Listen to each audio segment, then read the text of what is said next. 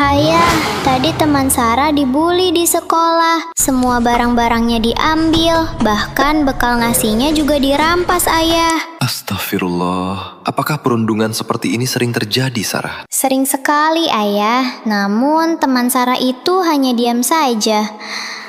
Apakah kita memang harus diam saja jika dibully, Ayah? Sarah, jika kita mendapatkan perundungan berupa kata-kata, maka tidak perlu dilawan dengan cara yang sama. Tanamkan di hatimu bahwa Rasulullah Shallallahu Alaihi Wasallam pun pernah diejek, ditertawakan, dan difitnah oleh kaumnya sendiri. Jika kisah ini tertancap di hatimu, insya Allah hatimu akan jauh lebih tenang dan mentalmu tidak akan rapuh. Namun, jika perundungan sudah mengarah kepada gangguan fisik, kamu boleh melawan sebatas untuk membela diri. Jika tidak mampu membela diri, berteriaklah untuk meminta pertolongan, atau kalau harus kabur, maka kaburlah untuk mencari perlindungan. Perlindungan seperti apa, Ayah? Jika kejadiannya di sekolah, di tempat mengaji, atau di tempat les, maka perlindungan terdekat adalah guru atau ustadz yang mengajar di sana. Jika perundungan terjadi di ruang terbuka atau di lingkungan umum, maka perlindungan terdekat adalah orang dewasa yang ada di sekitar kita, Sarah. Lalu setelah itu, Ayah? Setelah itu, anak juga harus terbuka kepada kedua orang tuanya tentang apa yang dialaminya. Karena orang tua biasanya jauh lebih responsif dalam melindungi anaknya dibandingkan orang lain.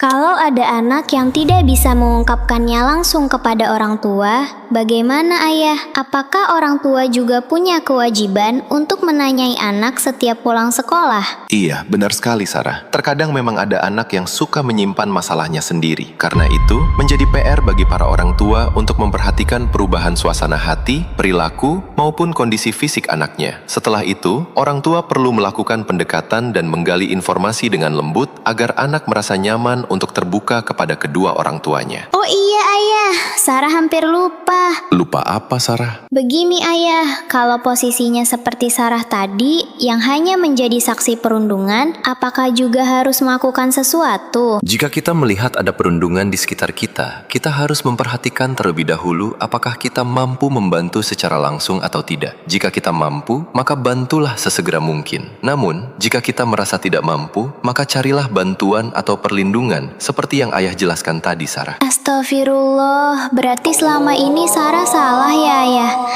Karena Sarah membiarkan teman Sarah dibully begitu saja. Tidak ada kata terlambat, Sarah. Besok kamu sudah bisa melakukan apa yang Ayah katakan tadi. Alhamdulillah, Sarah jadi lega, Ayah. Baik, Ayah, insya Allah mulai besok Sarah akan mulai membantu teman-teman yang sering menjadi korban perundungan. Masya Allah, semoga Allah memudahkanmu untuk menjadi anak yang berani membela kebenaran dan membantu sesama. Amin. Sampai jumpa di cerita berikutnya ya. Like, comment, share, and follow.